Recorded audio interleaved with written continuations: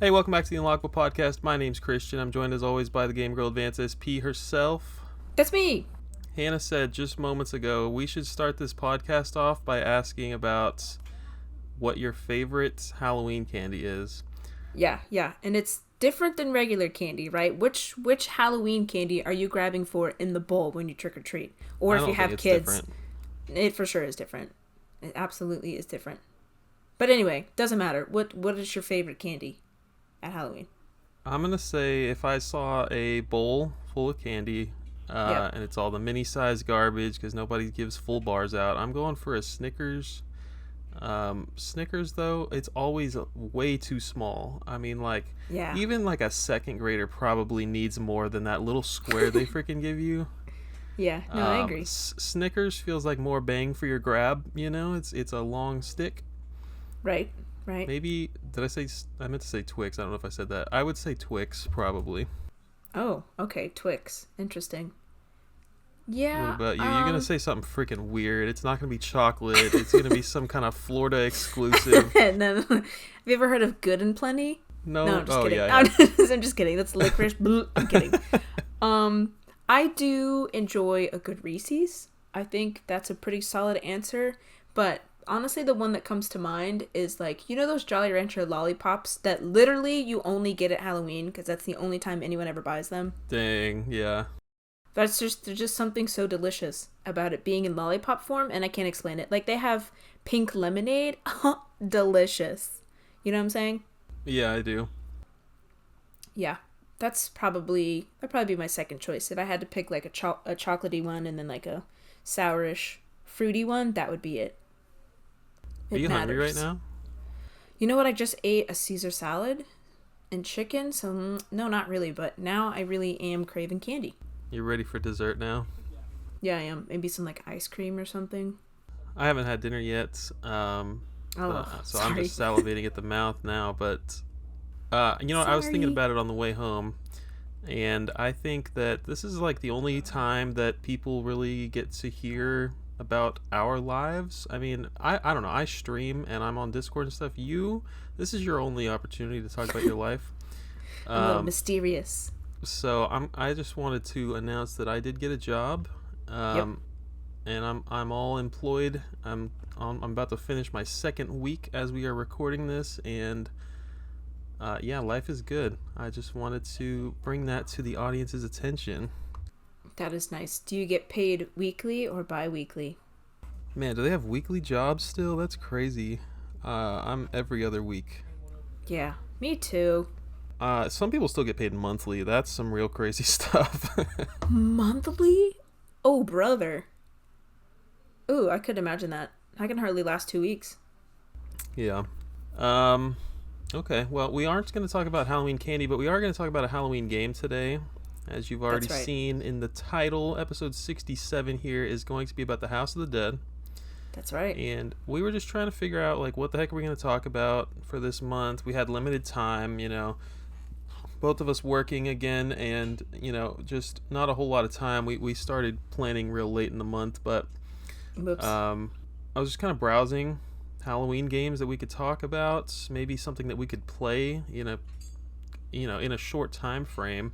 Yep. And thank God, House of the Dead popped up on something on the internet, and it just so happened to be on sale for $2.49, the remake on the Switch eShop.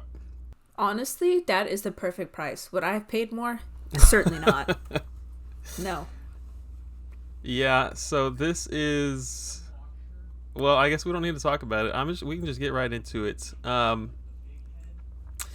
I'm going to talk briefly about the history of the first game. There was a pretty sweet interview with multiple developers in a Sega Saturn magazine, specifically May of 1997, and the game did release. Let me see the release date down here. Hannah, what's this game's release date? That's a good question. I didn't write it down. Son of a gun. Well, doesn't matter. Game released in 1997. Yeah, I don't know. 98? It was definitely 97. The development began in December of 1996, and so This game was developed by Sega AM1. Now, Sega AM2 had already been making light gun games. They had made Virtua Cop in 1994, and these guys specifically wanted to make a game that was different from that because they were trying to figure out, what are we going to make our light gun game based on? You know, is it going to be police, or how about freaking zombies? So in this interview, you got Takashi Oda, he's a planner slash director. You've got Hiroyuki Taguchi, he's a designer. Kazutomo Senbongi is a programmer, and then Koji Uto is a programmer. So development began at the end of 1996, and shout out to shmupulations.com because this guy is he translated this interview. This was a Japanese Sega Saturn magazine, and he translated it and put it up on his website. Not a single ad in sight on this website. Wow. Just somebody doing it for the love of the game. Aww. So they went with zombies, not police. And the target audience was going to be adults. They chose protagonists specifically in their 30s for this game, and they wanted it to be, you know, something that was darker and, you know, basically M-rated. You know, they wanted something. If you've ever played this game, you know what it turned into. It turned into a game with flesh ripping off of the bone. You know, freaking dark and creepy. So they definitely accomplished what they set out to do. They went with cinematic styled cutscenes to keep the adult audience entertained. In the interview, they specifically said they didn't want kids playing the game, which is funny. Which I'm sure they for sure did. They went super into detail. They added things like skin and flesh ripping off so that a bone would literally be exposed from the body. There were eyeballs that would pop out, and those details meant double labor for the team that was designing it. They said in the interview, I thought it was funny, they would have like co-workers, maybe from other teams, popping into their office and just kind of like seeing what they were doing and how the game was coming, and they like ran out screaming. Like, it was just so creepy, and like it had never really been done in such a grotesque way before. Huh. Yeah, here, come over, pop over, and I'm going to show you this game. It's really cool. So the crazy thing is they actually used motion capture for the zombies in the game. That is so freaking cool. I bet that cost a ton of money in 1997. We talked about our guy, Jeff Spangenberg. That's his name, right off the top of my head. Dang, that was impressive. He spent a ton of money in like 1998, 1999 on motion capture, and they ended up not even using it. But that's in our Retro Studios episode if you want to hear about that boy Jeff Spangenberg. Heck yeah. Definitely not our guy. He's a creep. I forgot. But the actors that were doing the motion capture for these zombies, they made them look too much like regular humans walking. So they literally ended up going in and doctoring their movement with software. So that kind of bit them in the butt a little bit because it ended up being more work. They had to take this walking animation that was captured via mocap, and it was not great, and so they had to doctor it up real good. But that's why I don't know if I've ever played the House of the Dead 1 on the arcade, to tell you the truth. I don't know which House of the Deads I've played, but I guess apparently some of the zombies do kind of move weird, and it was just because they did what they could to put a band-aid on the situation. Oh, dang. That sucks. It was such a good idea, and then it just didn't work. Right. The dialogue took about half of the Sega Model 2's memory, and it was very difficult to figure out how to cram the sound effects into the remaining space that they had. Game was super grotesque and gory for 1997. They didn't know how far that they should take it, but they did some prototype testing, and they dialed it back a little bit from where they were because of feedback, really. You're like, oh, I don't want to shoot the zombies because I know blood's gonna shoot at me. There was a prototype of the game that had guns with air compressors inside to create gun recoil. How sick is that? That's cool. That is freaking awesome. The idea got dropped because of reliability concerns, mechanical issues, what have you. And that pretty much sums it up. So, game released in 1997. If you've never heard of it, it is The House of the Dead. It is a Sega title that came out in arcades, and it did eventually get ported over to the Saturn and the PC. Um, Obviously, the arcade is going to be the best way to play this. As with most games that released in the 90s, the ports are just not as good. So this ran on the Sega Model 2 arcade board. It had very high polygon counts and very impressively textured models for its time.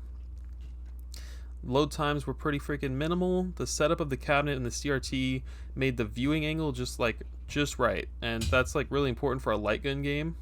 This was also like the best way to play in terms of performance and actually being able to hold gun controllers. On the Ugh. Saturn you did have gun controllers, but I think on PC you were just going to use the mouse.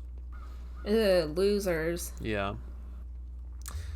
Over on the Saturn and PC side, these two versions are actually very similar, and they're both considered downgrades. The Tantalus Interactive developed the Saturn port. Sega took what they did and developed a port for the PC. In these versions, you get to actually choose different characters, which was a new addition, and they each have stats. So there's like damage and reload speed. That's pretty neat.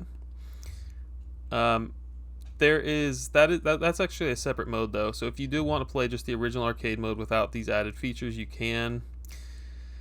There's a boss rush mode, obviously not included in the arcade version. You've got difficulty options like adding lives and continues, but it definitely runs at a lower resolution. The Saturn and PCs of the era just weren't as powerful, and it doesn't have the cool lighting effects of the original, so the game just doesn't have that atmosphere that they were really going for, unfortunately. Oh, that's a bummer. Um, but that's all I got for the development history. Very nice. But let's talk about the version that we played. So Right. I should have started by asking your history, your experience with the House of the Dead series. Why don't you tell me about that? So, surprisingly, I have a little bit more than 0. So I've played I believe it's called Scarlet Dawn, I think it's what it's called, but it's like, I'm sure you've seen it. It's literally in every Dave and Buster's or like arcade out there. It's one of those ones where Okay. it's like a whole like booth essentially, and you like sit down and there's guns, and it's like you can close off like curtain, kind of like a photo booth, but like Oh yeah. huge screen. I'm sure you've seen it. It's this one specifically, the back of it's like white and it looks like zombies are like poking through the sheet. Super creepy, and I've played that one. And like Dave and Buster's or whatever. Is it my favorite? No, absolutely not, because it's scary. You're locked in a dark room, but it's fun to play. That's the only experience I have with it. And honestly, before this episode, if you would have asked me what game I've played, House of the Dead game, I wouldn't have been able to tell you. I'd just been Yeah. like, yeah, that's just a, yeah, I didn't know. I didn't know it was such a prolific series. Yeah, I go to a arcade and I'm like, okay, let me just play a light gun game. I'm not really super specific about Yeah. it. A lot of them do mix together. And on top of that, there's several House of the Dead games that I'm sure you'll cover later on. But there's the House of the Dead 3 I have actually played. That is on Xbox. Might even be an exclusive on Xbox. Like it didn't Wow. come to arcades, maybe, question mark. But that is like the only light gun game on the Xbox, which is super funny. They sold Xbox guns, and there's like 2, maybe 3 games that utilize the gun controller, which is crazy. That makes me Um, sad. Yeah, absolutely. But I have 2 guns. I have played House of the Dead 3, and I can tell you it is a light gun game that is fun. I can't really tell you much about it. It's not. Nobody plays these games for the story, I don't think. You just want to freaking shoot something with a cool peripheral, and that's why you're sitting down to play a shooter like this. Or standing up. Good call. Um, yeah, and I think. Oh my gosh, I totally played House of the Dead Overkill. I beat that game on the Wii. That is That's a right. pretty beloved game. Man, shout out to the Wii for just having so many good shooters. I really want to get as many light gun games as I can on the Wii. That's a great reason to have a Wii still in 2025.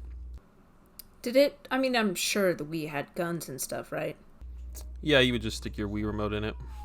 That's pretty sweet. And let's not forget about the Link's Crossword training, the Wii Zapper. Oh, yeah. You could use that That's thing. crazy. But yeah, House of the Dead Overkill, that one's pretty beloved from my understanding, and I remember enjoying that game. It's a good time. But Nice. there's also well, we'll talk about the sequels later on. Let's talk about the House of the Dead remake. This game released in 2022, April, for the Nintendo Switch. It was developed by Really? Megapixel, and it was published by Forever Entertainment. And I was confused. I was like, why does Sega not have anything to do with this? They still hold the copyright, but for some reason, it just looks like they had nothing to do with this release. I don't know. Huh. Game got ported to PS4, Xbox, PC, and Stadia a few weeks later. Rest in peace, Google Stadia. Stadia. God. And later on, Series X and PS5 ports came out. Interesting things about these releases: you can use a mouse on the Xbox version. Oh. You can plug in a USB or Bluetooth mouse and just shoot people with that. So that's better than an Xbox controller, I guess. Interesting. And this really blew my mind. You remember the PlayStation Move, the PS3 controllers? No. All right, so there was a response. Yeah, I do. Oh, okay. It was, I guess, for the audience, it was the response to the Wii remotes. It was their version of motion controls, and the PS4 can use PlayStation Move controllers. I had no idea, and so you can use those to play this game on the PS4. Well, no, that's really cool. I didn't know that. Cool. So needless to say, Xbox is like the last place you should be playing this game. Dang. Unless you really like shooting zombies with a mouse. I mean, somebody out there does. That's why they get it on PC, right? So this is a full-on remake. This is completely remade in HD. It is very cool. They added some new modes. We talked about the Saturn and PC versions having a boss rush mode. I'm pretty sure that's back in this game. There's a new horde mode, which has 15 times as many enemies as the original campaign. No. No, absolutely not. I will talk about it. I think it sounds fun. And then there's an armory where you can unlock different weapons. Obviously not in the original version at all. Oh. And I'm unsure if you can use these in the arcade mode. I don't think you can. So it's probably its own separate mode. I'm not sure. You didn't find those. I didn't find them. We'll talk about why that is later. But you have to unlock them. And I'm pretty sure we only played the game once. Did you play the game, Hannah? We didn't even talk about it. I did. Okay. I sure did. Thank you. Tell me about your experience with the game. So, I didn't... Okay, so we know that I don't like scary things, right? I hate scary things. And I was like, I think I'll just watch gameplay of it. But alas, I didn't. I actually played it, and it was not that scary. It's really not scary at all. I mean, the scariest thing, I guess, there was one time when you're walking down this hallway, and you look to the window to the left, and the guy, comes out at you. That's the only time where I actually jumped. Other than that, it was totally fine. It was absolutely a jump scare. Okay. For sure, and it scared me, but it was good. I liked it. I obviously think I'd rather play it in an arcade with a gun. I just think that is kind of the best experience for it, but I would play it again. I was thinking after we took these notes and how you can unlock different weapons and there's things to unlock, I was like, I didn't find any of that. Yeah. But I enjoyed it. I think I would play again. I would certainly play it co-op. I think that's probably the better way to play if you're going to do on the Switch or something like that, but yeah, I enjoyed it. So what control option did you use? Okay, so I started playing with the motion controls because obviously, they work so well in Fortnite, Splatoon and stuff. And I found them super clunky and I hated it and I turned it off immediately. And it was, I don't know if it's just I didn't change the sensitivity right or what was happening, but it was just it was just awful. I tried to aim and it would point me all the way to the left, which is probably me not being lined up correctly or whatever, I don't know, but I found it clunky and weird, so I just did the sticks. You use 2 Joy-Cons? Yeah, are you only supposed to use one? I think man, you had a rough experience. We should have talked about this. There's an option to play with both for some weird reason, but you can play with one Joy-Con like a gun. Ew. Right, so you were probably having an awful time. It was awful. I was like, this shit sucks. The one was only $2.50. Oh, that makes, I should have looked it up, but I was like, it's not worth it. I'll just turn it off. It wasn't very straightforward. I mean, I didn't look it up, but it took me a little bit of finagling to figure that out. I Because didn't know I think that. I only figured it out because I was playing co-op, and I was on Switch 2, and I was like, well, all my Joy-Cons for the Switch 1 are dead, and it looks like we have to use two Joy-Cons. And then I started digging into it, and I was like, oh, okay, I can play with one Joy-Con like a gun, like a normal person, and that was great. Huh. Well, damn. I might actually enjoy it better now that I know what to do. Also, the reload. How on earth do you reload? And it doesn't explain it. It's just like reload, reload. And you're like, well, I'm Yeah. pressing all the buttons and zombies are coming at me. I'm like, I don't know what to do. So I didn't know how to do that. So I did go into the settings and I had it so it automatically reloaded for me after a second. So I cheated. I But you saw know what? that It was great. option. I'm I was gonna like, be dude, I'm gonna be yeah. very honest. There's an issue I have with a lot of arcade games, and it's just their nature. It's not their faults. They were made to take quarters from little kids, and it's just their nature. And I've talked about it before. You don't when you have like basically unlimited lives. You didn't have unlimited lives in this game, but you had a lot of freaking lives. When there is nothing to stop you or to like make you worried about dying, you can just fly through arcade games to the point where it's not fun. There's no risk, and so beating the game, there's like no reward basically. It's like, cool, I mashed one button for a half an hour and I beat this game.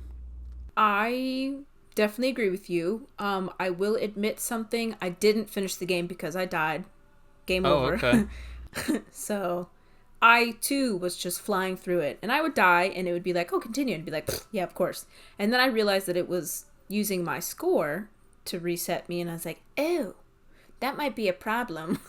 I was like not paying attention to it until the third chapter. And then when I got to the boss, which we'll talk about later, I died. And it killed me, game over. And I was like, you know what? I'm good for now. It used your score? What do you mean? So when you have to buy credits, it lowers your score. So it's I Hmm. can't remember what the amount was, but it's like 5,000 score points to buy another credit.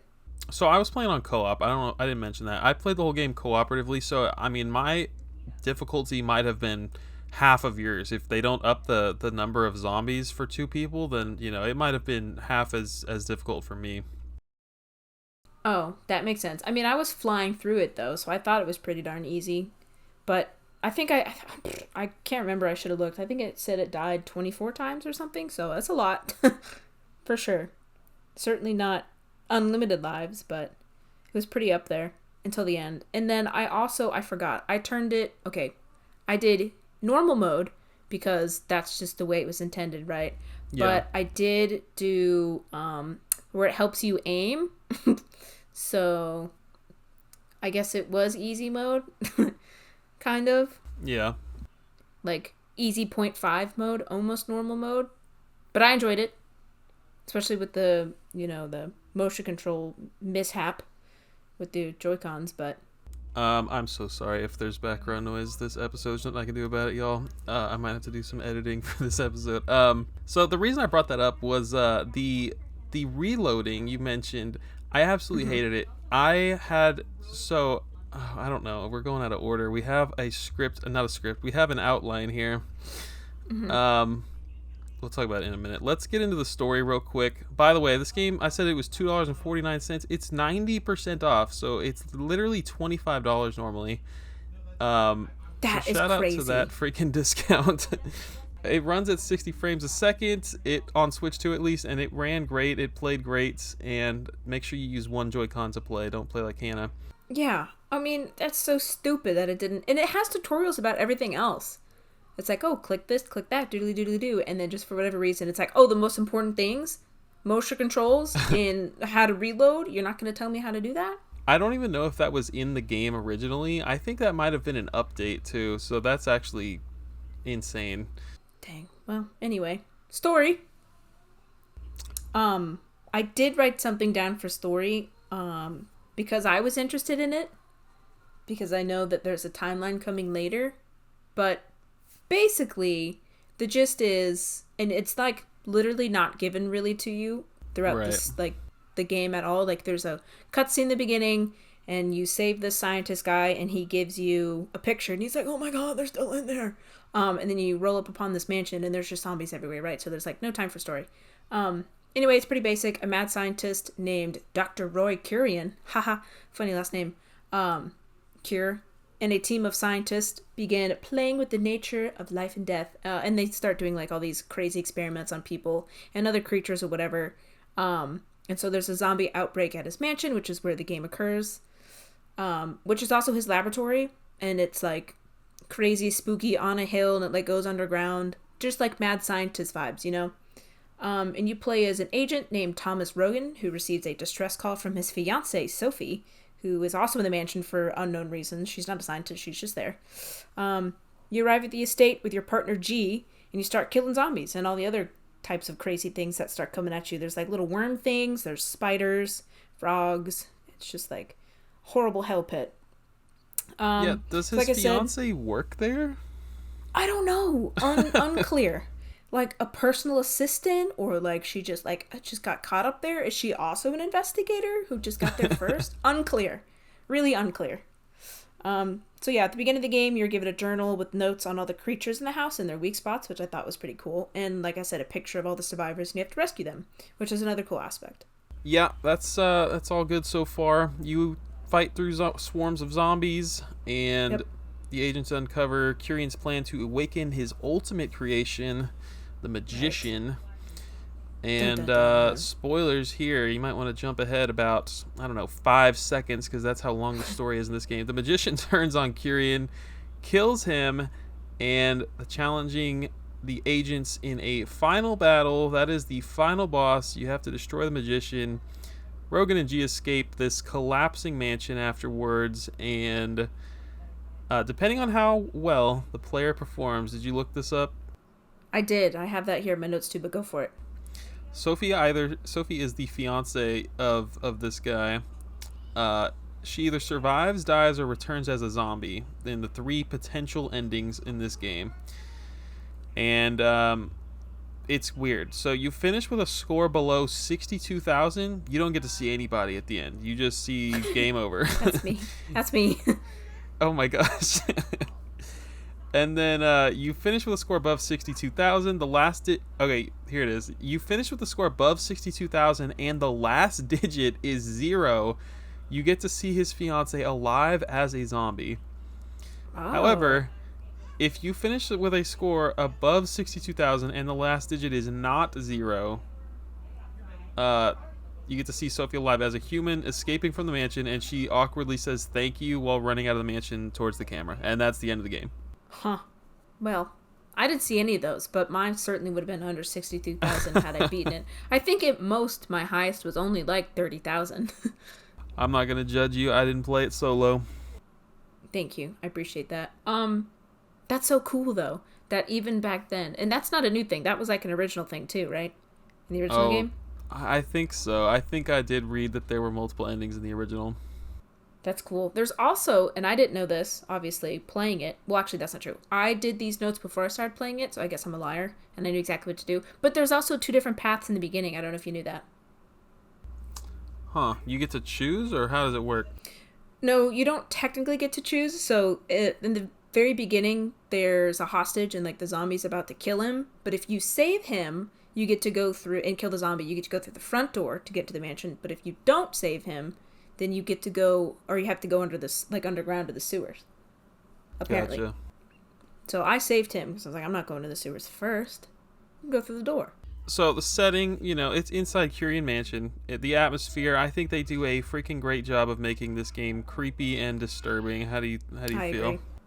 I totally agree. And it was very diverse. It wasn't just a mansion. Like I said, there's like an underground. There's also like a weirdly like botanical, like what is it called? Like a greenhouse kind of area. You know what I'm talking about? Where you first meet Dr. Curian? It's like where he's got his like giant Venus flytraps or whatever, zombified or something. Yeah. There's also a cemetery. Like you're going through the mansion. There's like a dining hall, and there's all sorts of stuff. The kitchen, I think you're in at one point. Super cool. Yeah, I think so. I think that you described it pretty well. There's plenty of areas with fog. There's plenty of dark areas, and the zombies look really good in this HD remake for sure. I agree, and some of them are quite scary. Yeah. How many bosses were there? Like 4 or 5? There's the flying guy, which you get twice. There's obviously the final boss. There's the spider guy. Spider guy was 3? creepy. So I hated spider guy, and you had to follow him down a deep dark cave. Even worse. I think it's only 3. So the cutscenes are pretty cinematic. The game is fully voice acted, which is awesome. They do a very good job of transitioning directly into the gameplay from a cutscene, and vice versa, from gameplay to cutscene. I agree. That was very cool. It never feels like, oh, I gotta sit through a cutscene. It's like, oh, they're literally transitioning us now. That's cool. It's like in the action, there's like hardly any time to stop, which I think obviously adds to the atmosphere. It's like, oh my gosh, there's like no time to think. You just gotta shoot, you know? Yeah. I will say it's very corny, and no one is hiding that fact. They didn't even try to fix it in the remake. It's like intentionally corny. It probably wasn't intentional in '97, and there's probably some bad translations back then. But man, sure. in 2022, when this comes out, it is intentionally corny. Any memes that are associated with this game, they are trying to stick as close to those as possible. Like, this game doesn't take itself seriously. Like, absolutely not. Homeboy thinks his fiance is dead at the end, and he's just like, goodbye Sophie, and just like walks away. There's like no tears, there's no like no, he doesn't even sound as sad as I just sounded, which wasn't sad at all. He's like, all right, I guess we're leaving. He's like, okay, well, on to the next disaster. Crazy. And I don't know if you looked at like the translated notes or whatever, but some of them were like horrible. I should have written one down because it made me actually laugh out loud. It's like, oh, things getting hard, try picking up a weapon. And it's like, what? Yeah, no kidding. That's the whole point of this game. Anything else to add on the story section? No, I don't think so. I mean, I think it's pretty bare bones, but honestly, like you said, no one's going to sit there, pay their 50 cents to watch some story roll out, you know what I'm saying? Yeah. It's all about the action. I think I heard recently that House of the Dead Overkill on Wii and PS3 is actually like a reimagining. Do you talk about the sequels later in the episode? I do, yeah. Okay, I'll just leave it at that. Gorgeous. Talk to me. Well, I'll talk about gameplay real quick. So we talked about aim controls. That's a thing, and apparently there's 2 types of aim controls. There's also just moving the cursor. What do you call that? The reticle, moving the reticle, the crosshairs on with a cursor on the joystick. I did not try it that way, and maybe that made the game harder for you as well. I didn't think about that. Yeah. But that sounds so not fun to me. Was it fun? I enjoyed it. I mean, it's not the first stick shooter I've played, right? Okay. And I turned on like auto aim, so it was also way better. It's very strange to me that is the default. It's like, I don't know. You made House of the Dead for the Switch, which supports motion controls with Joy-Cons, and it's like the default setting that you're going to have when people fire this game up is the joystick. That's pretty lame. I agree. I don't know why they did that. And then to not explain anything about it is also like, okay, why? And there's one more way to play this game. Do you know what it is? With your eyes closed? Behind your hands? I guess you didn't know that you can play with the touch screen. Oh, I did know that. So that's actually... It says that when you open it. Oh, okay. That must have been an update. I want to try that. I think that actually... I wanted to try it before this episode. That sounds pretty fun. I agree. If you're playing in handheld, that's pretty sick. I bet it seems easy. Seems very easy, actually. I mean, your hand can cover the entire screen. There's no aiming. It's like... Seems boom, easy. Bam, tap, tippity tip tap. Yeah. Yeah. Combat, it's a light gun shooter. We didn't get to experience the different weapons, unfortunately. Yeah. A lot of these games, a lot of these light gun shooters have grenades and special weapons that you just pick up. There were no grenades or anything. Mm-mm. So I checked the controls and it said change weapon, and I was like, how do I change weapons? I was trying the whole game. I was picking up all these boxes, with the health in them, and I was like, can I get a new gun, please? I'm almost done with the game. But no. So why couldn't we unlock them? Yeah, let's get to the unlockables real quick. Welcome back to the Unlockable podcast. To get the armory unlocked, you have to save all the civilians in the first 3 chapters in a single run. What? I don't know about you. I shot the heck out of those civilians. Oh no, I accidentally killed one and I felt bad about it. But then it's also like, save you or save me? I'm gonna save me. No, it wasn't intentional. It's just like, it's the game is designed to make you shoot the civilians on accident, and I definitely, Right. the two of us definitely, my friend and I definitely killed several. Oops. So the armory will unlock a grenade launcher, a shotgun, an assault Oh, rifle, and a crossbow. dang. Just you unlock all of those the first time you save the civilians, or is there something else after that? I think there's some more depth. I don't remember what it was. I don't think you just get all four of them, but Dang. I think the game would be a lot more fun with those unlocked. Absolutely. And also, like, some kind of achievement or, like, some kind of screen where it's like, hey, if you do something, you get these. Because otherwise, how would you know? Yeah. How do I know I want to play it again to get the crossbow and the doodly doo if I don't know it's there? Oh, I never got my point out about the reloading. So when you're playing with the Joy-Con, it's just you. Okay, so like on the arcade cabinet, you shoot off screen to reload. That's pretty standard for games. This Right. game, you could turn that on, or what I did was I had it. I think the default was to do the B button, so at the bottom of the controller, basically, to reload. And that was Oh. like so awful. It was just like I at the end of the game, the final chapter, I was using two hands to hold this Joy-Con because I first of all, I was like so uncomfortable holding the Joy-Con and mashing RZR to shoot for I don't know, 40 minutes straight to play this game. It was like my hand was cramping up, and then reloading, like you just constantly need to reload, so it just made more sense to have my left hand constantly pushing the B button. Wow. And that was not fun. This game was fun for about 15 minutes, and after that, it got uncomfortable, it got repetitive, and some different weapons would have definitely helped spice this game up. I'm totally with you. I don't think this game's worth more than 250. I mean, it really is not. I mean, we played it, I think, even my run, and I know I was like shooting it down or whatever, going really fast, but I don't think it took me more than like 40 minutes. Yeah. Now, because I died, I'd have to start all over, so I guess, an hour and a half, 2 hours maybe. But like, yeah, I don't know. Will I play it again? Absolutely not. Unless somebody's like, hey, you want to play this? And I'd be like, yeah, why not? I could totally see it's great for co-op. It'll always be a really good game to break out with you and one other friend, to just like chill and not have to think too much and shoot some zombies. I think I can see myself playing this again with multiple different people coming over. I'm never Yeah. gonna play it by myself unless I'm doing the touchscreen. I do want to check out the touchscreen. I could see myself playing it again co-op for sure. Yeah, I think, like I said, the arcade is definitely the best way to play it, right? Yeah, It's immersive, it's there, whatever. And then the next best is on console, but with a friend. and in with the right controls, not with a joystick. Right. Yeah. It was tough. I'll be honest with you. You want to talk about level design, soundtrack, graphics, anything? The level design, like we already talked about, the scenes were very nice. Obviously, it's a rail shooter, so you don't get to pick where you go. You just go. Yeah. So that kind of obviously lends itself to like the jump scares, the camera's set, and then bam! Oh my God, there's a zombie on your right. No kidding. Or bam, there's a zombie on your left. Or oh bam, one's gonna drop on you, and you're just gonna scare the crap out of you. I think that was kind of fun. A little scary at points.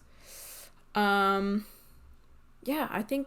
Oh, well, the guy saying reload, and I know he had several Oh tracks of him man. saying reload, but dude, he said it. I mean, it must have been a million times in the first like 3 minutes where I couldn't figure out how to reload, and he's screaming at me, "Reload, reload, reload, reload," and I'm like, "Oh, I don't know how," or I would. But he says it. I mean, it's what, 6 bullets, and then after you shoot, bam, bam, bam, bam, bam, in succession, it's reload, Yeah. reload, reload, reload. He must have said it a million times. That was my only qualm with that. But obviously, it has to tell you to reload, or not. I mean, I know that my bullets are gone. I can see it, but I guess that was my only gripe with it. The music was good. I didn't have. I mean, like you could hear the atmospheric. They were like zombies, like I don't know, groaning or whatever they do. That was cool. There was a lot As of far like as electric guitar, like metal type yeah, music as well. I really enjoyed the music, the background music. It didn't seem repetitive at all. It didn't get on my nerves, though I only played it for 40 minutes, so maybe if I played it longer, it would have. But I enjoyed that part. I thought the Oh, game looked fantastic graphically. I agree. I agree. The enemies looked really cool. There's flying ones. There's like ones with metal patches on their chest, so it's harder to shoot them. I thought the diversity was really cool. The scariest one, in my opinion, was the green like swamp monsters. I don't know why, but they looked way too like human, and it Oh freaked me yeah. out. There's also ones that had like claws for hands, or like a hook shot for hands. That one was cool. There's one who's like worms coming out of the body. There were spiders, big spiders, little worm thingies, little frogs. So I liked the enemy diversity. I thought that was cool. Difficulty. I mean, you said you died. I I did. thought the game was super easy on local co-op. Um, so, are you given continues? You are given some continues, right? Or does it always cost points? No, you're given a certain amount of continues, and I think you can also get more continues. Like when they give you the med packs, I think those are continues. But then once you use all of those, then you have to start dipping into your points. Gotcha. So I dipped into it a lot. Like I said, I don't think I had more than 30,000 at any time. Uh, so whoops. I didn't know that was a thing. I just, when you died, it was just like continue. I was like, well, hell yeah, why not? I didn't realize that there was, I had to actually keep like a good score as like a cushion there. Was I he was just yelling boom going for it. reload when you were auto reloading? Yes. Yes, he was. Like, dude. And I think once you turn that option on, you can't reload by yourself. So he's yelling at himself to reload. I had no part of that. So it I was think doubly annoying. I think there was a setting to turn his voice off. I don't remember. Oh, that would have been fantastic. Missed it. I said the game was kind of boring after a couple levels. I think that still is very true. I said it was very easy. I'm just looking at my other gameplay notes here. Joy-Con 2 was incredibly uncomfortable to play with for me. Hand was cramping up. Would be better with a third-party gun controller. So, I think I actually do have some like stupid alien shovelware game that was like $5-10 sealed big box Switch game that Oh, came out 7 years ago or whatever. I think I have yeah. one that I should have unboxed and like actually fired up with that. I think that would be way more fun. But yeah, I think the best way to experience this remake would be to do something like that. Get yourself some kind of third-party gun controller to put the Joy-Con Yeah, in. definitely. Just make yourself have the settings right so you have to shoot off screen. Make it as close to the arcade as possible, and I think you're going to have the best experience you can have and play with two people. And I wrote that Horde mode looks like it would be more challenging and fun. Since I said the game was easy, I think Horde mode does seem like a good alternative for me. Co-op. Horde mode sounds terrifying. Oh, also it's worth noting that you could pick, I think we might have said two different characters. You could pick G or Thomas in the beginning, and it said it changed the story or how it was delivered a little bit. I thought that was really cool. I played as Thomas, and I didn't go back to play G. Gotcha. Yeah, I think you get the best of both worlds on co-op, is what I read. Or, I don't know, you get to Dang. experience both or something. Yeah. Bummer sauce. Well, maybe one day I'll play it again with somebody else who wants to play it. What else you got? What else I got? I got some impact and reception. Yeah, I mean, there's really nothing else to talk about with the gameplay. It is a rail shooter. I kept calling it a light gun. Rail shooter is the phrase I had been missing this whole episode, but you guys know what the game is. You know what it is. It's zombies. I think 250 is a little harsh. I think the game is worth $5. um, Double? Dang. I think it's a good time. But yeah, get yourself a couple controllers. If you're gonna spend like $250 on the game, you can spend a little money to get yourself a couple of garbage gun controllers off Amazon and really You're right. make it a Or fun night. fasten one with some cardboard like Labo. Yeah. Talk to us about the impact that the House of the Dead has had on the world. Talk to us about the sequels and all that. Oh, I am so excited because I dived way too deep into this. Heck yeah. Okay, so there are 17 games in the series, including spin-offs and remakes. The main game in the series is 1 through 4, 4 Special, and Scarlet Dawn. Those are important. So there actually is a timeline with the other games of the series, but like most games, especially Japanese games, the timeline is a little crazy. So I will try to explain it the best I can, having not played one, other than the one that we just played. So the whole story begins with events happening before the first House of the Dead and ends with House of the Dead 3. So you can see how those kind of fit together there.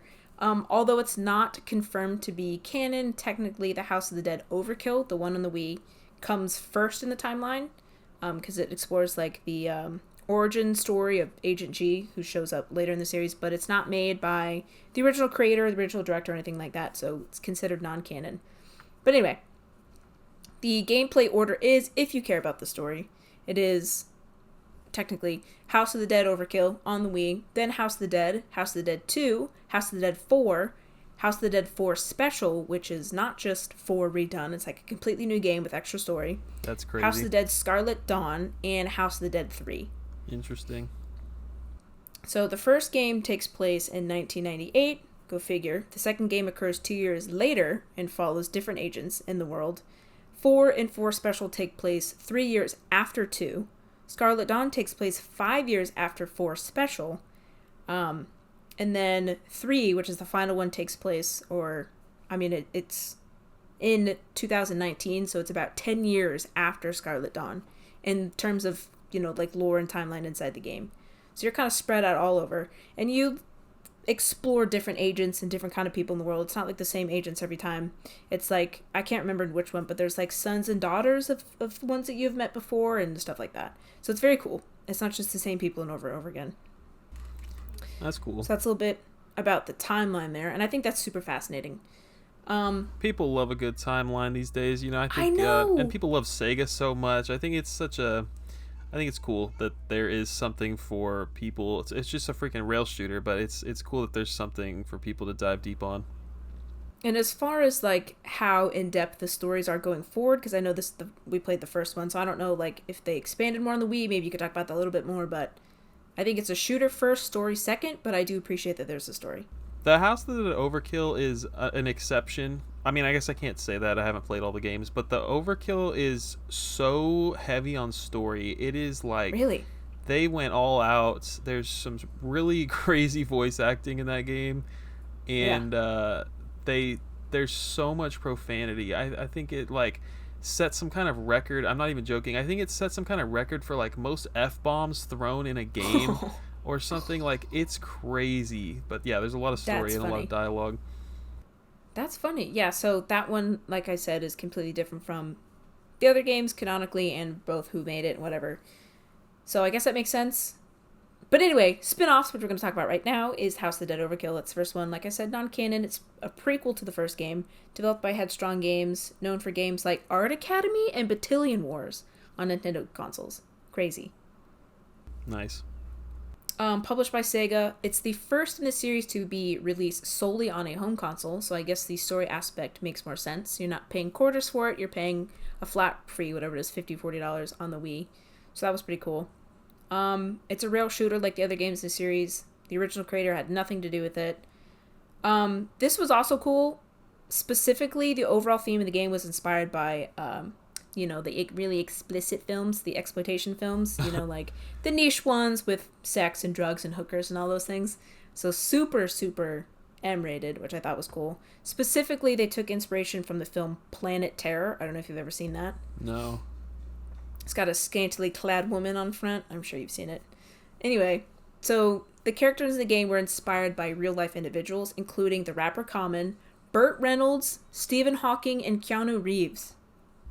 Heck yeah. That was freaking so cool. And it rated pretty well. I mean, just on Metacritic, it got 78 out of 100, so not bad by any means. Then, let's see. The next one we got here is The Typing of the Dead. Yeah, you heard that right. It is a 1999 typing game for the arcade. Later ported to Dreamcast in Japan and in the US, so you can find that one over here, across the pond. It's a remake or considered a mod of the original House of the Dead 2, but instead of shooting zombies, of course, you're typing out the words that you see on the screen to kill the zombies via a keyboard. So literally the game or the arcade cabinet in Japan, the controllers were two QWERTY keyboards next to each other. Well, How cool is that? Was it on arcades? Yeah. What? I knew everyone knows this is a Dreamcast game. I had no idea that there was an arcade of this. Yeah, I believe it's only in Japan. Crazy. But yeah, the cabinet literally was two full-size keyboards. And, believe it or not, the Dreamcast version got an 83 out of 100, so people really liked typing. I mean, that game looks super fun. Honestly, it's a cool idea. Now, I think you might know more about it, but I think the release on the Dreamcast in Japan came with like a full keyboard, like a themed keyboard, which I thought was super cool. I don't know if we got it over here. That's a good question. I feel like I've never seen like a big box that has a keyboard with the game, but you couldn't just play it with a controller, right? So No. that's a good question. You had to have a keyboard. And then also, because I guess that one did so well, there was Typing of the Dead Overkill, which is obviously based on the Overkill game we just talked about. And it was for Windows in 2013, so literally not that long ago. I wonder if you can still get that on Steam. That is a good question. I don't know, actually. Next, we got Zombie Revenge. It is completely different than the other ones in terms of genre. This one is a beat-em-up game released in 1999, developed by Sega AM1, which you talked about a little earlier, and Daddy East. Published by Sega for arcades, but a Dreamcast port was also released that same year. Players kill zombies that have taken over a city using hand-to-hand combat instead of shooting, which is neato. Originally called Blood Bullet, the House of the Dead side story, which doesn't make any sense because you're not shooting anybody. So they renamed it to Zombie's Nightmare, and then eventually settled with Zombie Revenge. That's a Dreamcast game? Yep, and it got a 60 out of 100, so they weren't feeling that one. Typing of the Dead Overkill, $20 on Steam.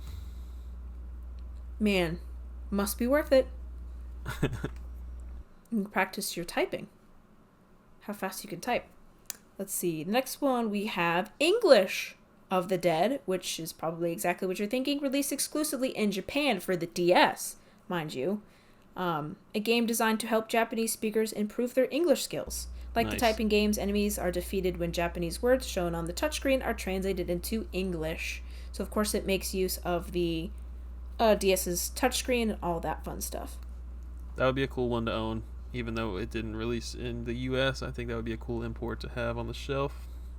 I agree. The next one we have the Pinball of the Dead. It's pinball, but, zombies are on the pinball machine, right? And so you obviously have to hit the ball around, kill the zombies. Super cool. It released in June of 2002 for the Game Boy Advance over here in the States. Seems like a fun game. I would like to have some pinball on the go. I do enjoy pinball. Yeah. That's one of those things that I'd like the space pinball or whatever it is back in the day on the computer. That was super cool. But I also like actual pinball machines. Right.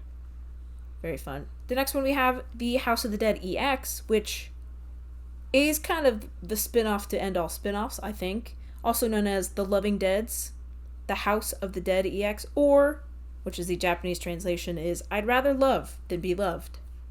I don't whatever. It's an arcade game comprised of mini games with boss battles in between.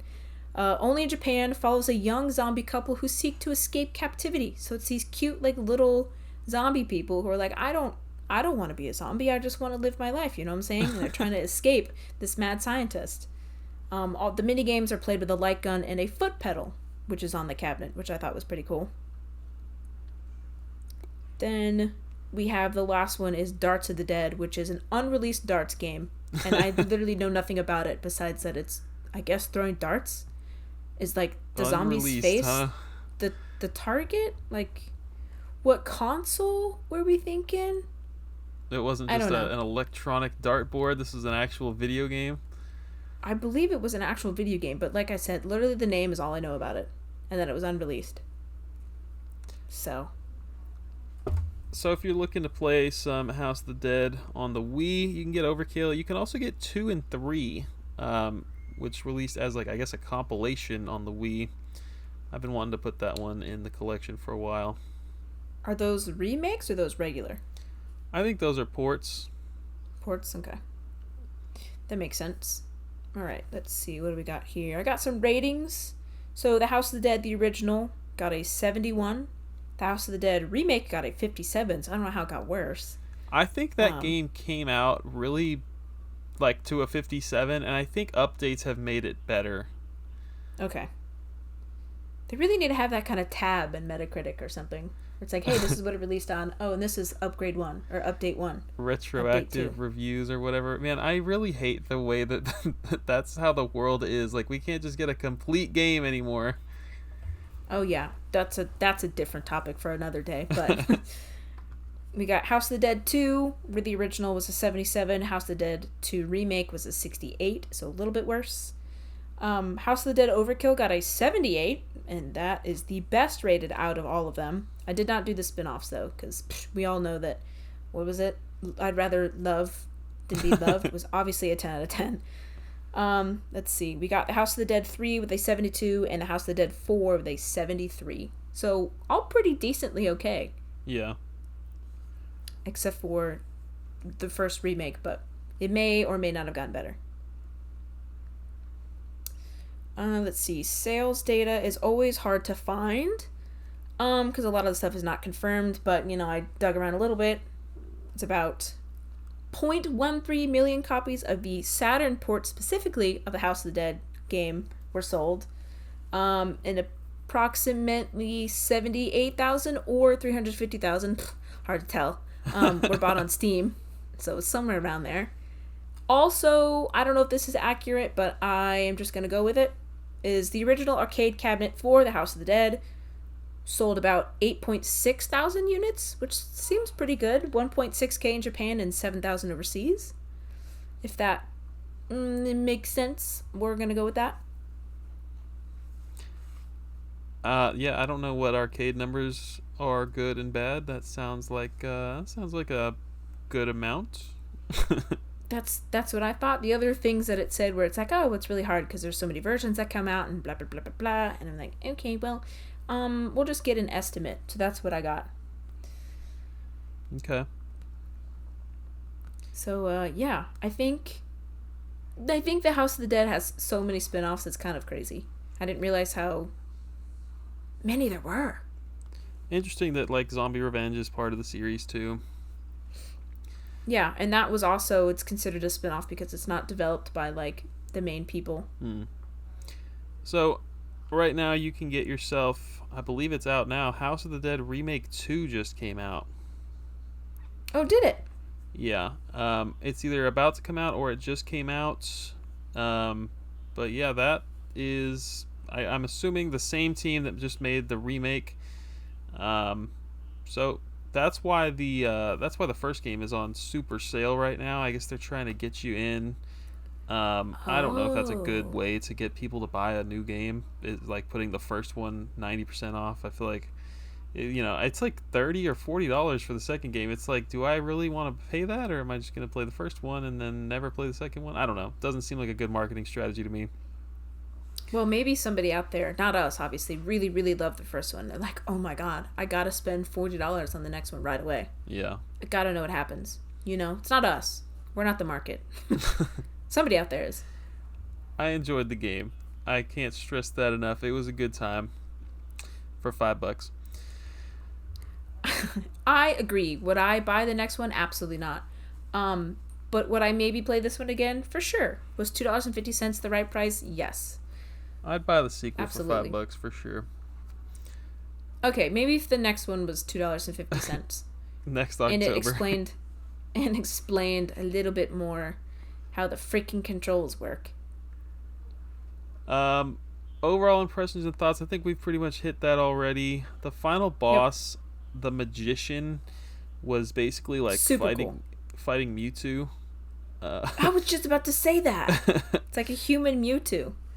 It was hard. I mean, if there was a hard part of this game, it was that, and it was just because it was so long. There was a lot of health on that thing, and it took me a very long time, me and my friend, to defeat that boss. But yeah, he was cool looking. I thought he was cool. I thought his powers were kind of neato. And like I Yeah. said in the beginning, you get like a notebook of like all the enemy's weaknesses. This dude also has a page, but it doesn't show you his weakness. So it's one of those things you have to kind of discern for Oh yourself, yeah. which I thought was kind of fun. Um, yeah, I liked him. I didn't beat him, obviously, so didn't like him that much, but he was cool looking. Cool powers. Overall, I think they did a good job with the game. Graphically, like we said, it's gorgeous, runs great. But I agree. I think I've exhausted everything I can say about the House of the Dead remake. Yeah, I agree. I mean, for 40 minutes of gameplay, maybe, Yeah. I think we did pretty good. I mean, some of the other games were 7 hours. Some of the other games we played were like 40 hours. you know? Yeah. Yeah, we need to get back into some longer. We need to pick our next game in advance so that we can play something cool. Yeah, agree. Definitely. What do you wanna see us play? If you're on Drop a YouTube, comment. write it. Yeah. Spotify also supports comments. Um, Oh, there you go. when are you moving? You're moving in November or December? Next month, couple days. Oh, right. Yeah, so we'll see if we can. We'll see how Hannah's internet does next month. Yeah, Get sorry. that 4K video uploading. That'd be awesome. I Can think see every pore. I think that wraps it up. Let's move into some news. Hannah's got all the news for us this time. I got some news for you. So I just texted you about it today because I was so damn excited. Fallout 4, the Anniversary Edition, is coming to Switch 2 in 2026. It's just a Yay! remaster or what? I think. You know what? That's a good question. I have no idea. I was just excited that Fallout 4 was coming to the Switch. I think they said It could today be. was Fallout Day. Yeah, so they had some kind of presentation that I didn't watch, obviously, because I was working, but doesn't matter what it is. I'll play it. Let me ask you something. It's talking about. Well, I'll wait. Keep going. Okay, alright, sure. Elden Ring Tarnished Edition was delayed on Switch 2 to 2026. They said performance issues. They're going to keep working on it. So that's good to hear. They're not just going to rush it out to get some money. They're going to really polish it up for us, which is nice. Instead of tarnishing it. Instead of tarnishing it, right. It's right there in the name. Let's see. Kirby Air Riders got another direct today. This is its second direct. This one was an hour long.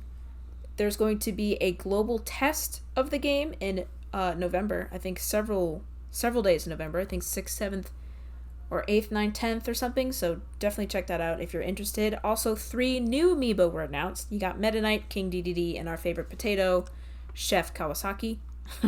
That's what I wanted to ask. Those are cool. You buying this game? Oh. Dude. You darn right I am. Okay, good. Are you kidding me? Absolutely. I'm so excited. And I have not watched any of the directs or anything like that. I don't want to be spoiled. I'm already going to buy it. I was already going to buy it day one anyways for $70. Dang, Because that's no how way. freaking... Yeah, because that's how freaking good. And you're buying all the $30 amiibos too? $30? Homie, they're $50. Oh my gosh. Oh, that's right, It because is- they have the cool ones that are interchangeable. Yeah, so if you've never played the game, there's different carts, and there's different, like, obviously Kirby, King DDD, blah, blah, blah, all those things. And so you can get off the cart at any point that you want if you're in some of the games and stuff. And so obviously that's a really cool feature of the amiibo. We've never seen that before. You can switch out the characters for the carts. Super neat. So, you're darn right. Is City Trials back? I know you said you didn't watch any gameplay. Is City Trials back? Oh, let me put it this way. If it wasn't, I would not be buying the game. But I am 99% sure it is. I've seen minimal gameplay of it. So that's exciting. And I think from what I read, all of the courses from the original game are making a comeback. I don't know if that's like a remastered or like what, or if it's like in their original form. I don't know. But if City Trial was not there, I wouldn't be buying it. Well, I'm happy. I'm excited for you. I am so happy. So freaking excited. Next Let's time you're see, what do we in got? the H, Houston, I would love for you to bring that so we can play it. Yes! We gotta play the original too, and we'll see how it stacks up. Just so I can make you suffer some more. Carry Next, we got Nintendo released a short animation video on the Nintendo app just randomly out of the blue one day. I think it was like a Tuesday. I don't remember. And it's a little baby boy and his mother, and the baby is following a pacifier around as it's being moved inexplicably. And so they released that version, and then like I think a day later or 2 days later, they released the unedited version, and so the Pikmin were hitting the Binky around, the passerby around the room. So it was like a weird hidden Pikmin ad, but like they didn't announce anything. It was just like, hey, look what we can do. I guess they're getting more into like animation in terms of like movies and shorts and stuff like that. So I guess that was, I don't know. I really don't know what that was. They're thinking about how much money they would have if they didn't have to team up with Illumination to make the Mario movie. Oh, well, that makes sense. No, I don't know. I'm just being stupid. No, that does make sense. Although, yeah, interesting. Cut out the middleman. I'm sure both partners are happy with the billions that they're making. But yeah, I don't know. Interesting. I wonder how that fight's gonna go down. Anyway, a couple days later, Pikmin 4 is getting free content, so that's cool. I don't know why they just didn't tack it on to the Pikmin animation, but whatever. Anyway, Luigi's Mansion is coming to the GameCube Nintendo Switch Online service, which is exciting, just in time for Halloween. Yeah. So now all 3 Luigi's Mansion games are on the Switch. Are you a Luigi's Mansion girl? Oh, you played 3, right? I played your copy of 3. I think you lent it to me one time, and I enjoyed it. Yeah, I would definitely play the first one. I lent it to you one time. I think you had it for like 2 years. Maybe I had something your like games that for 2 years. Never mind. You for sure. I don't think you still might have them. I don't know. No, I gave them back. Quit saying that. Okay. No, I had it for a while, but then I gave it back. I think I beat it right away, and then I was there like that summer, and I gave it back to you. But anyway, yeah, I enjoyed it. I really enjoyed it. So I'm interested to see how much different it is from the first one. That's a series I have played all of the games for, and I do like them. That's all I have to say about Luigi's Mansion. Okay, next. So this one's for me and maybe some other fans out there who are excited. Avatar Legends, the fighting game, is coming to Switch 2. So basically it's like the whole point of Avatar The Last Airbender, right? Well, I guess not the whole point. But anyway, bending is cool, right? And you like fighting other people with the same and different bending powers that you have. So like why there've never been like a really good fighting game for Avatar Legends is crazy. I think we've only seen Avatar characters in the Nickelodeon Brawl or like whatever it was that one fighting game was. All-Star Brawl, baby. That's right. That's what it's called. And so yeah, they're getting their own game, which is exciting. And then let's see. The last thing I have is Super Nintendo games being added to Nintendo Switch Online are Mario and Wario, Bubsby in Claws Encounters of the Furred Kind. Bubsy? Oh, what did I say? Bubsby. Oh, interesting. I had another B. Okay, anyway. And Fatal Fury Special. It's like they have all these like, I don't know how they choose the games for this service, but it's like October. You guys could have picked like some super ghouls and ghosts. You could have chosen Castlevania. You could have done a lot of stuff, but whatever. Yeah, but you know what? Mario and Wario, that's pretty cool. Yeah, that is pretty cool. I don't know anything about that game except that it was never released here. I want to look into that. And that is all the news that I have for you. Hannah, we forgot the listener responses. Oh. So. Snap. And I didn't share any of them with you, so I guess I'm reading them all. That's right. Farmer Ben doesn't have any experience with the House of the Dead, but he did say, I love you guys. So thank you, Farmer Ben. Thank you. Thank you for listening and writing in. Craig Lee of Craig's Game Room says, what are your thoughts on the House of the Dead series? He says, absolutely love what I've played of this series, which isn't much, sadly. Yet, only 1 and 2, and I haven't even beaten 2. My childhood pizza place, El Primo's Pizza and Wings, sorry, I forgot about the wings, had an arcade cabinet for House of the Dead 1, and it scared the bejesus out of little Craig. Yep. They also had a pinball machine for the creature from the Black Lagoon that also scared me. Oh, absolutely not. Basically, I was afraid to have pizza for Sunday after church lunch for many years as a kid. Dang. And then I put a little poll on here for all the listeners to choose what their favorite House of the Dead game is, and he selected the first one. Nice. We Classic. got Mr. Virtua. Eric wrote in and said House of the Dead 2 is the game of all time. Not the best, not the worst, just the game of all time. And I wish Scarlet Dawn came to consoles.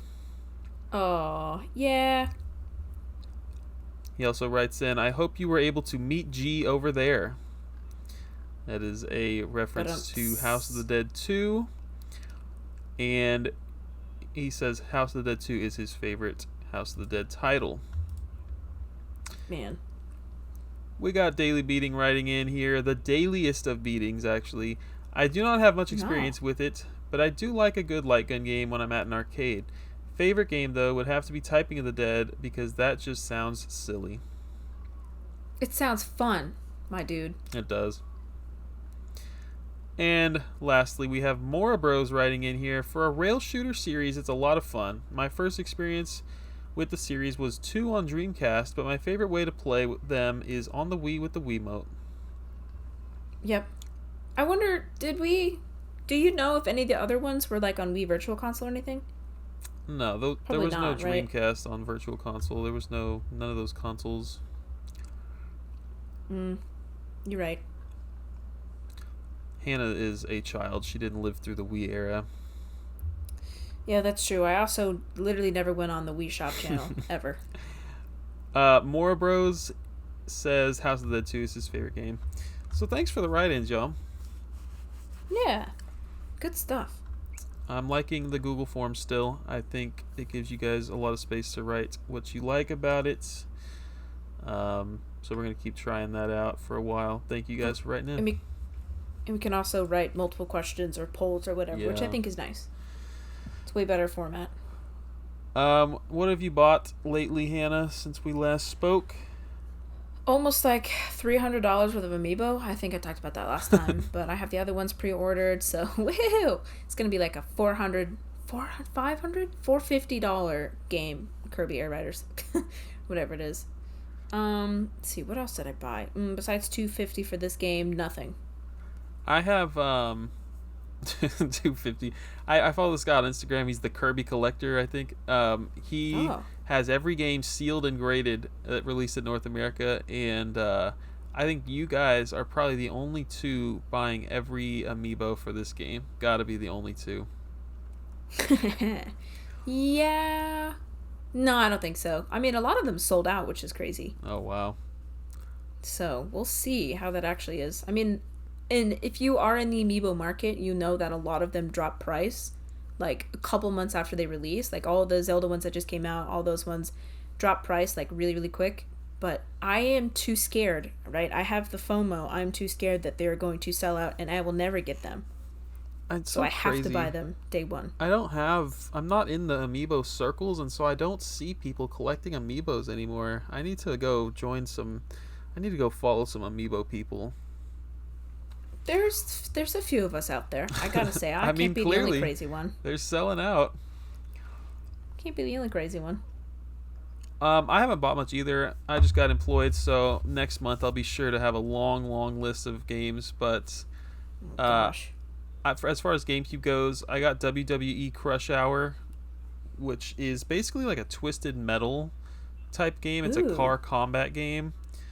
But with WWE license, so I'm pretty sure The Rock is in there, and that's about the extent of my wrestling knowledge, so I don't know who else is in there. What about John Cena? Probably John Cena in there. Nice. Worth it. And then I just bought an Analog Pocket.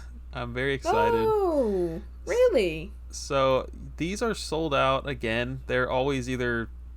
I don't know. It seems like every time you want to buy one of these, they're sold out on the website. And I finally sold my... I had a modded Game Boy Advance for a few years. I think I made it in COVID. I modded it in COVID times. And so... Nice. I just never really was a big fan of it, honestly. It's cool. It looks nice. And it's like this cool project that I did, so I can be proud of it. But it's just... It's not great. And the Analog Pocket is so good. I don't have it yet. It's in the mail, but I know it's so good. What a tease.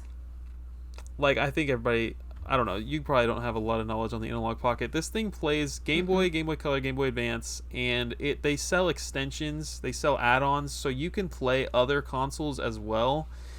The add-ons are expensive, so I probably won't be getting those anytime soon. But they are like to play the TurboGrafx games on the go, to play Game Gear on the go, to play Neo Geo. Oh, So this thing is just like infinite, with like being able to play your old games on it, which is awesome. that's cool. I was about to say what like DS and 3DS, but no, that Oh would make yeah. sense, huh? And then there you can download ROMs, so you can like emulate anything on this thing. And then what else?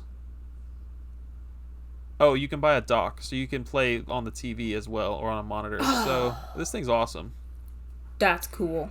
But it is sold out, so I've been checking for Oh, like weeks to get myself one on the Analog website, trying not to pay scalper prices. And finally, somebody just listed one on Mercari, brand new and sealed, and they were asking 315. So if you want one on Analog's website, so it's $200 I think, or 220. But after all the fees and the shipping and all the garbage, it's $260. I hate the shipping so much. Jesus. So I've been trying to pay 260 on eBay or Mercari, and I managed to accomplish that. There was a freaking Mercari coupon for 10% off, and I Dang. used the money from selling games that I've been selling recently and selling my GBA. So yeah, all of that to say, I am super excited to get my Analog Pocket in a few days. Dang. That is exciting. Have you been checking every day? Where is it? Where is it? Where is it? I just bought it today, actually, or yesterday, Oh. Oh, dang. so it'll be here soon. Um, Nice. Heck yeah! What are you playing lately? The only thing that I have been playing besides this one that we just played, of course, is the Gex trilogy Oh, finally showed nice. up in my mail the other day. It's literally, I think, and you can take this and run. I think it was announced in 2020 or like 2021. So this thing has been on my mind for 4 years now. And just this October, they're like, "Hey, your order's ready to ship." I was like, finally, my prayers have been answered. No, but anyway, this is a game that I've loved. I think I've talked about it a gajillion times from my childhood. I've played the second one. It's the only one that I've played. I've never played the first one, which is side scroller. The second one is like Mario. It's like 3D. And I've never played the third one, so I'm excited for that. Um, I've played it, I don't know, maybe 2 hours. It's like super easy and super simple, which I knew. Really? Um, yeah, going in, it wasn't going to be as difficult as I found it as a kid. It's still, I mean, there's still a little bit of difficulty. I'm not saying that I haven't died or whatever, but like the levels are pretty short. But this one, I think, is one of the other versions. So like the Nintendo 64 obviously had a lot of limitations. And so it didn't get all the levels and like all the sound effects and like all that stuff. So I think this is either the PlayStation version or I don't know if it came out on PC back in the day or whatever, but it's definitely the upgraded version, which is very cool. That is cool. So I'm Yeah. getting to experience things that I didn't Yeah. even as a kid. So that's very very fun. But it's by no means a long game. It's I mean, it's basically the same concept as Mario 64, right? You're in this like sandbox little area, you jump into a TV screen, you get remotes and then you come out, you know? Yeah. So, and the more remotes you have, the more things you unlock and stuff like that. But it's very fun. There's hidden things, there's collectibles, so and all of it, I think I talked about it earlier in one of the other episodes, but it's like all TV themed, so there's like a haunted mansion that's basically like the haunted mansion. There's space, which is kind of Star Wars-esque. There's aliens coming at you and they're wielding lightsabers. There's like a cartoon world, which is like Looney Tunes or like Bugs Bunny. It's very cool. I love that. But it's like the or like the Temu version of it, where it's like not actually Bugs Bunny, but wink wink, it totally is. I played a little bit of one of them on N64 as a kid. I remember my cousin either owned it or rented it, but yeah, I never owned it myself. I would like to play those one day. They're very fun. I would recommend. At least the second one, like I said, can't say anything about the other ones, but they looked good. Does it feel nostalgic? Oh my god, absolutely. And it's crazy the things, so like it's not I don't know if it's rated E, but it's like certainly got some like one-liners in there that's a little like did I heard that as a kid, but I obviously I didn't understand what that meant.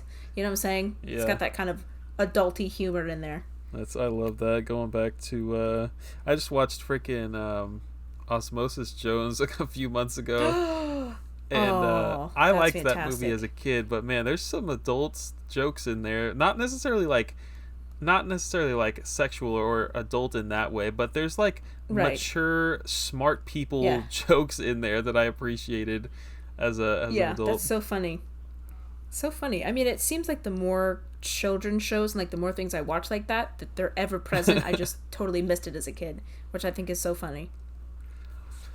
A few things I've been playing this month. I started out October 1st or 2nd. I was so ready to dive into a Castlevania. I've been waiting all year. So I beat Castlevania Waiting all Dawn of year. Sorrow Oh, on the DS. That was the first one that came out on DS. nice. And I like fired through it. I think it took me like 4 days. Your boy was still unemployed, and I was Right. just playing it every night. Had a great time. Man, that's the one with the like anime-esque guy with the white hair on the front. Or is that Oh a different yeah, I one? think it is. I didn't look at the cover a lot. I think you're right. Yeah. Nice. Okay, cool, cool, cool.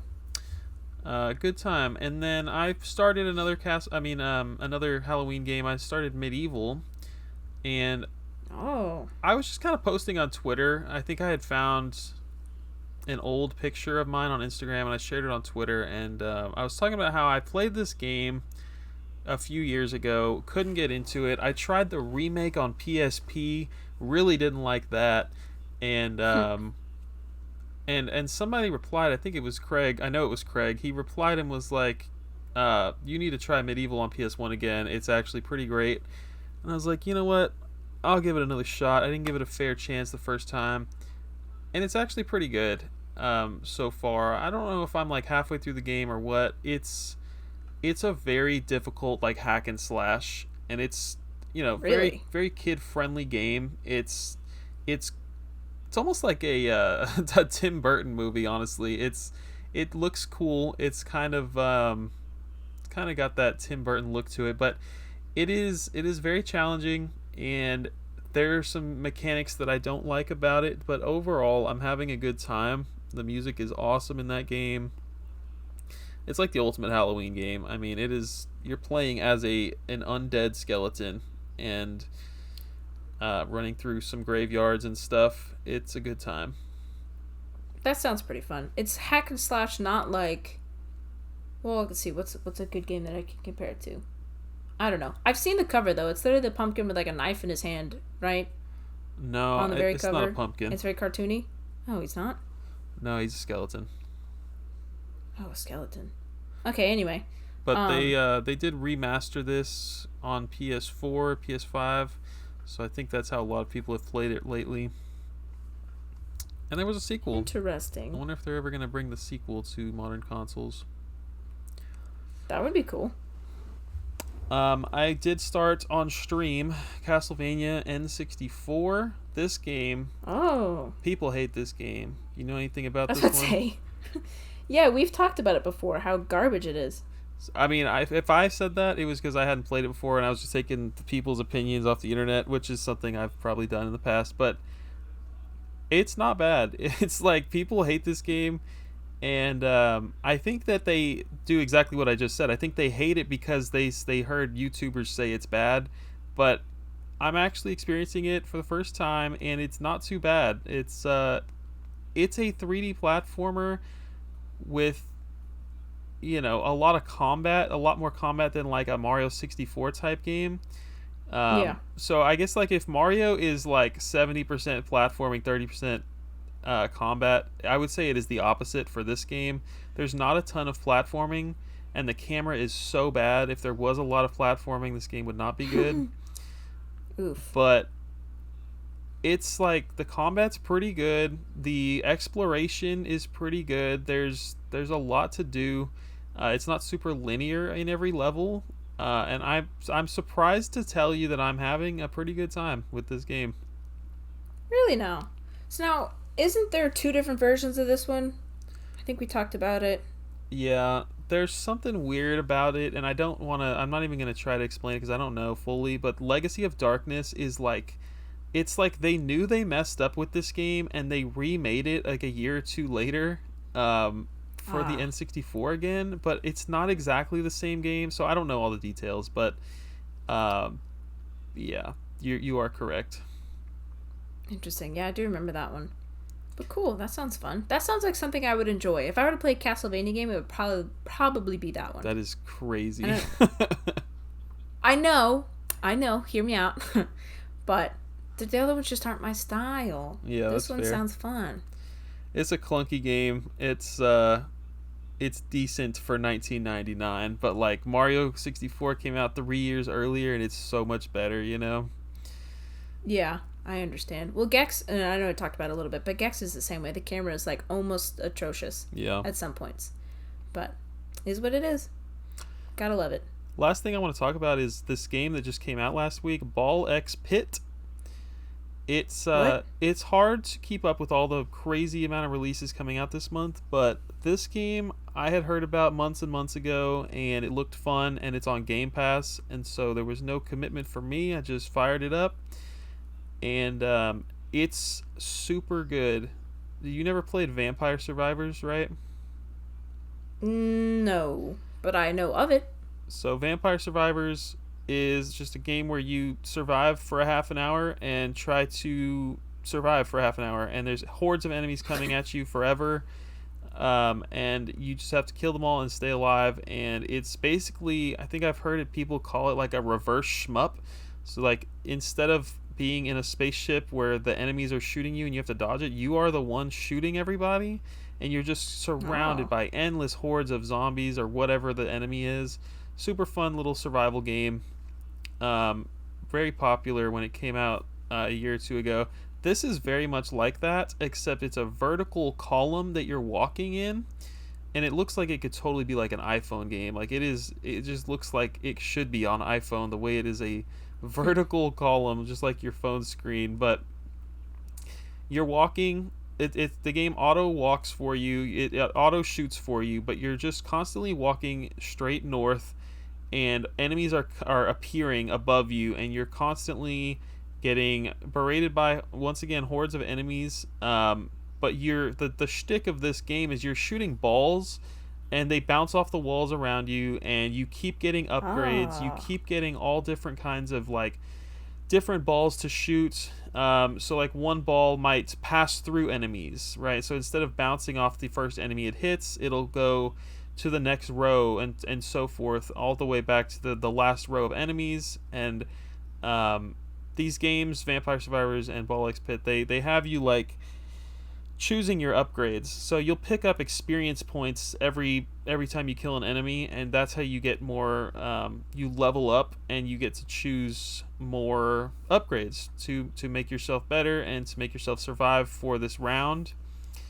Um, it's I'm probably going more into detail than I need to, but if you've played Vampire Survivors, I think you would really love this game. It is $15, and it's published by Devolver Digital. It's just a very good Oh, time. that Little does sound indie fun. game. I do enjoy a shmup every now and then, Yeah, I mean or this is games like that. so much easier. Shmups are so freaking hard, dude. Like this is fair, I guess. Fair. It's tough, but you Gives you a just chance. I think it's a roguelike. I don't know fully what a roguelike is, even though we did a whole genres episode. But Mm. I think it's a roguelike because you start over every time you die, or if you finish a level, you start over back at square one. See, roguelike is you don't start back at zero when you die. You actually want to die more in a roguelike, right? So that you can keep building up your powers, if I remember correctly. I have Or am I no crazy? idea. I guess that could be right. I don't remember. We did a whole episode about it, and then everything about it I forgot. So. This is like the one thing I've really been playing for the last 2 weeks since I got employed again. All my free time is gone at the moment, but I really like that game a lot. Shout out to Ball X Pit. Ball X Pit. It's a stupid Interesting. name. I don't like it at all. Ah. Yeah, that's yeah, I don't like it. Doesn't make any sense. Okay. Man. That's a little That's 90-minute episode for you guys. Yeah, that's a short one. Weird. We haven't done a short one like this in a long time. Anything you want to say to the people? I don't think so. Where can they follow you? Game Girl Advance SP on Instagram. Thanks for listening, guys. We will be back hopefully soon with the camera turned on again. Yeah. Yay! And, yeah, happy Halloween. Eat lots of Snickers and Jolly Ranchers lollipops. Yeah, that's what I'm talking about. You know the ones. You can follow me on Instagram, Twitter, whatever, at BirdDogGaming. And we will see you next time in November for another episode. See ya.